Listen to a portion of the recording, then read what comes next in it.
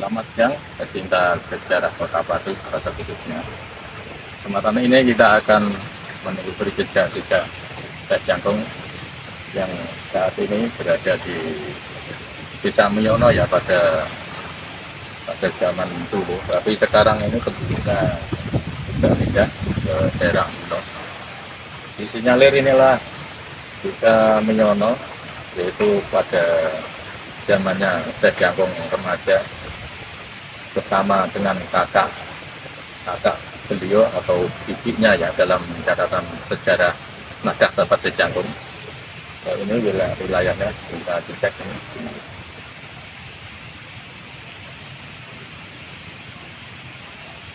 Tapi pada saat ini saya tanya tadi warga sekitar bahwa penduduknya Desa Miyono sekarang sudah tidak ada, ya mungkin masyarakat mencari tempat yang lebih ramai dari wilayah ini, yaitu ke Desa Mula. Untuk lebih lanjutnya kita ulas penjelasannya.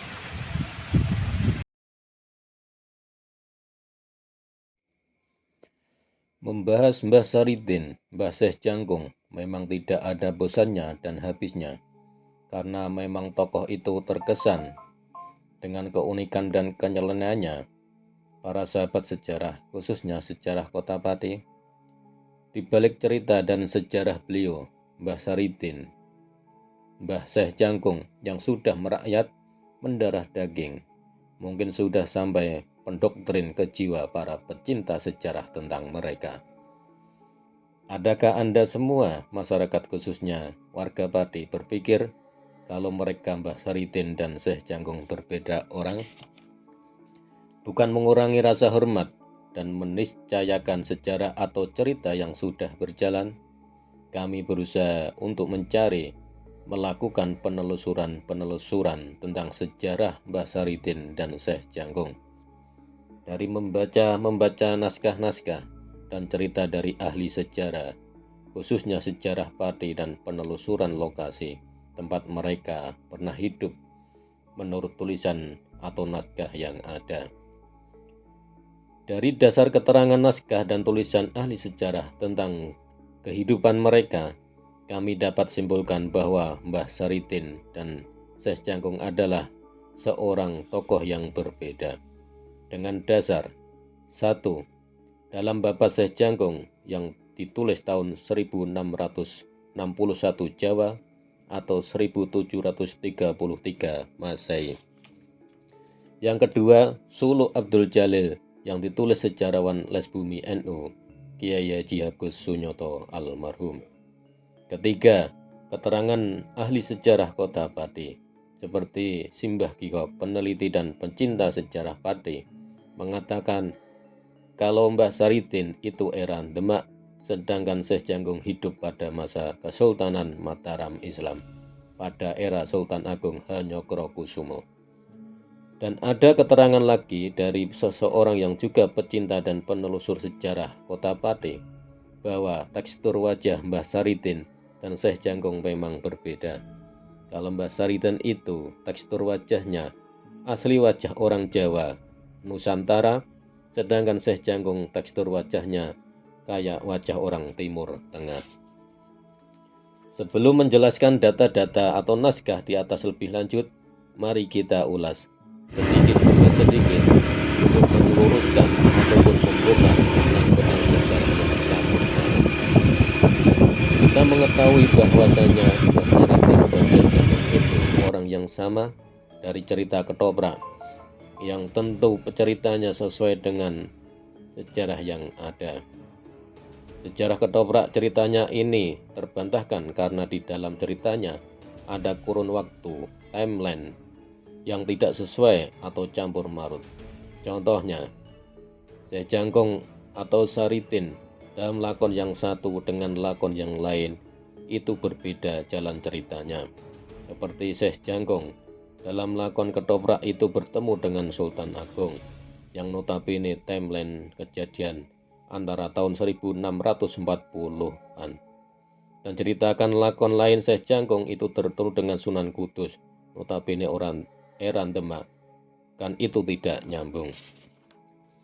Dan untuk itu Dewan Perwakilan Rakyat atau DPR Kota Pati, Komisi Pendidikan Sejarah dan Kebudayaan memanggil sutradara ketoprak yang membawa lakon Saridin Syekh Jangkung, yaitu Bapak Tarmuji, untuk ditanya soal lakon itu apa dasarnya. Beliau Pak Tarmuji menjawab itu hanya cerita untuk hiburan semata. Jadi kesimpulannya, cerita lakon ketoprak Saridin Syekh Jangkung itu tidak bisa dijadikan rujukan dalam sejarah. Dalam Babat Syekh Jangkung yang ditulis tahun 1661 Jawa atau 1733 Masehi, itu tidak ditemukan nama Saridin. Dari mulai bab awal hingga akhir, hanya tertulis Syekh Jangkung. Dan masa hidup Syekh Jangkung sejaman dengan Kesultanan Mataram, yaitu Sultan Agung Mataram. Dan itu artinya Mbah Saridin dan Syekh Jangkung beda orang, beda zaman. Terus dari mana muncul nama Mbah Saridin? Ketika ada bedah sejarah dengan narasumber Kiai Haji Agus Sunyoto, Lesbumi NU, lembaga yang bergerak di bidang sejarah budaya masyarakat Indonesia yang dimiliki lembaga NU Nahdlatul Ulama. Beliau mengatakan kalau Mbah Saridin dan Syekh Jangkung berbeda orang. Bukan tanpa alasan beliau menyatakan begitu. Dalam karya tulisnya yang berjudul Suluk Abdul Jalil Siti Jenar, kita dapat temukan nama Ki Saridin. Ketika Abdul Jalil dan Syekh Buntang baru saja melepas pengikut-pengikutnya, tanpa terduga-duga datanglah 3 orang pengikutnya. 1. Kiai Tapak Menjangan, Kepala Desa Lemah Abang, Kendal. 2. Ki Wujil Punting, menjabat Kepala Dukuh Lemah Abang, Kadipaten Semarang. Dan yang ketiga, Ki Saridin, Kepala Dukuh Lemah Abang, Kadipaten Jepara. Mereka bertiga dengan membawa kabar yang sama, yaitu di sejumlah desa baru di Kadipaten Kendal, Wirosari, Pengging, Lasem, telah terjadi peristiwa aneh dan menggemparkan penduduk. Jika waktu candikala senja datang, bayi-bayi menangis sepanjang malam hingga pagi. Banyak di antara bayi-bayi itu kemudian jatuh sakit dan mati. Gadis-gadis yang belum balik atau dewasa secara berbarengan tidak sadarkan diri. Mereka menjerit-jerit dan kejang-kejang. Setelah sadar mereka menuturkan bahwa tubuhnya telah dimasuki roh kakek atau neneknya. Sedangkan yang tidak pernah sadar menjadi hilang ingatan atau gila. Ibu-ibu muda banyak membunuh bayinya tanpa sebab yang jelas. Anak-anak lelaki pun menunjukkan perilaku aneh. Tanpa sebab jelas mereka mengomel, marah-marah, mengamuk, merusak barang-barang dan bahkan menyerang orang-orang yang berada di dekatnya. Tidak peduli bapak, ibu, adik, dan kakak. Semua diserang, bahkan sejumlah laki-laki dewasa tanpa sebab yang jelas pula tiba-tiba menganiaya istrinya dan anak-anaknya sampai mati. Pendek kata, semua orang ketakutan karena penganiayaan dan pembunuhan yang terjadi di dalam keluarga itu. Bisa jadi mengenai siapa saja, kata Kiai Menjangan. Ki Saridin membenarkan penuturan Kiai Tapak Menjangan dan menambahkan, malan yang sedang marak di Wirosari adalah tawur antar desa. Rumah-rumah dibakar, lumbung-lumbung dibakar, pedati, gerobak, peluku, lesung, dan barang apa saja yang ditemui dibakar, bahkan sawah-sawah pun dibakar. Penduduk tak bersalah, tak peduli orang tua, perempuan, dan anak-anak diburu, dianiaya dan dibunuh. Pendek kata, semua orang di sana tindakannya seperti orang kesurupan setan, kata Ki Saridin. Mungkin dari isi bait Suluk Abdul Jalil itu diambil rujukan dalam pembuatan lakon ketoprak yang berjudul Lampor Rembang. Tapi ironisnya dalam lakon itu yang dijadikan tokoh utamanya adalah Mbah Saridin yang disamakan dengan Syekh Jangkung.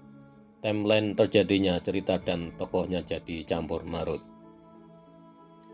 Dan nama Ki Saridin muncul lagi dalam bait lain dalam Suluk Abdul Jalil, yaitu lantaran tidak ingin terkena pengaruh daya sentani senjata penyembur api, yaitu senjata yang digunakan Ya'juj wa Ma'juj untuk merusak kehidupan di muka bumi. Usai berdoa, Abdul Jalil meminta tukang perahu cepat-cepat meninggalkan Kadipaten Semarang tanpa singgah di Demak maupun di Jepara. Ia meminta tukang perahu langsung ke pelabuhan Gresik.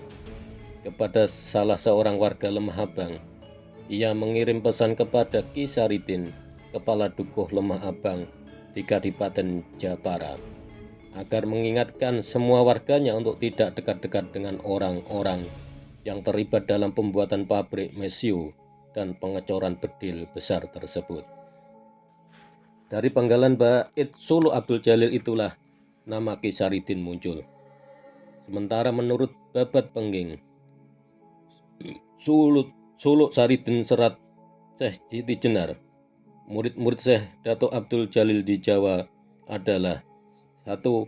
Ki Ageng Pengging, 2. Ki Ageng Bayu Biru, Ki Ageng Tinggir, Ki Ageng Ngerang, Ki Ageng Butuh, Ki Bisono, Ki Donoboyo, Ki Cantulo, Ki Pringgoboyo, Ki Saridin, dan Sunan Geseng dan Ki Lontong. Murid-murid Syekh Datuk Abdul Jalil mengajar hingga keluar Nusa Jawa, ya, terutama setelah acaranya dilarang pada masa awal pemerintahan Trenggono Sultan Demak. Saat itulah pengikut-pengikutnya meninggalkan kampung halaman dan menebar berbagai tempat di bumi Allah sebagai tanda bahwa mereka adalah pengikut Syekh Abdul Jalil. Mereka menamai kediaman barunya dengan nama Lemah Abang. Tanah merah, batu merah, selo merah, lemah putih, bata putih, lemah ireng, kemuning, karang kemuning, dan kajenar. Lah, disinilah mulai ketemu titik terang benang merah sejarah keberadaan Ki Saridin yang kemungkinan beliau masa akhir hayatnya hidup di Dukuh Lemah Abang yang sekarang masuk Desa Sumbersari, Kecamatan Kajen, Kabupaten Pati, Jawa Tengah. Karena faktor alasan politik dan keamanan era Sultan Trenggono, beliau berhijrah dari Dukuh Lemah Abang, Kadipaten Jepara ke padukuhan yang beliau namai juga dengan nama Dukuh Lemah Abang, pertanda beliau murid Syekh Abdul Jalil atau Syekh Siti Jenar, yang mana dukuh itu berada di Desa Sumbersari, Kecamatan Kajen, Kabupaten Pati.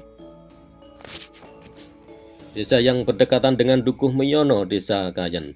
Mungkin dari dekatnya Dukuh Lemah Abang, Sumbersari, dan Dukuh Meyono, Desa Kajen, itulah kemungkinan sejarah ataupun cerita tentang Mbah Saridin dan Syekh Jangkung itu disamakan, dan penokohan satu orang yang sama antara Mbah Saridin dan Syekh Jangkung. Dari tutur pemerhati sejarah Pati, bahwa yang mengantar beliau ke Lemah Abang Kajen adalah Ki Suman Hadi atau Ki Ondo Rantai yang keempat, yang menjabat Ondo Rantai atau Telik Sandi atau Badan Intelijen Negara pada masa Raden Patah Sultan Demak, yang dibubarkan juga oleh Sultan Trenggono. Dari data-data naskah dan tutur para ahli sejarah dapat disimpulkan bahwa Mbah Saridin dan Syekh Jangkung itu berbeda orang dan berbeda zaman. Mbah Saridin hidup pada zaman Kesultanan Demak, sedangkan Mbah Syekh Jangkung hidup pada zaman Kesultanan Mataram Islam. Tapi kebenaran milik Allah semata. Selanjutnya pecinta sejarah semua yang dapat menyimpulkan sendiri.